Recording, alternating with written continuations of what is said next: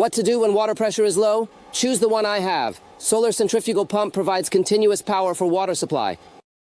Now let me show it to all. QB centrifugal pump installation. First, install the control valve. Now utilize the hose. We will merely show. Now we put in our control valve. Let's move some cement bags at the threaded section initially. Centrifugal pumps require control valves. Correct installation of control valves is crucial to prevent leakage. Our pump is not working properly. Our inlet valve has been installed. Our control valve does not leak. Next, we installed first. We need to place the O-ring onto our adapter. Then wrap it with our plastic bag. We install the throat.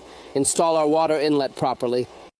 We have already installed the water inlet. Let's install our effluent. We have installed the inlet and outlet of this pump now. Currently wiring the controller. First, attach the pump line. Everyone must pay attention to the good line position. WVU. So our water pump line is connected. This is one of our solar panels. We also connect the positive and negative poles of the solar panel. We add water to our pump head. Check out its water output effect. Everyone, here's a water injection port. Ensure water filled before starting work. Fill it, then screw it on. Water is coming out. This is our water pump. It's driven by a 270-watt solar panel.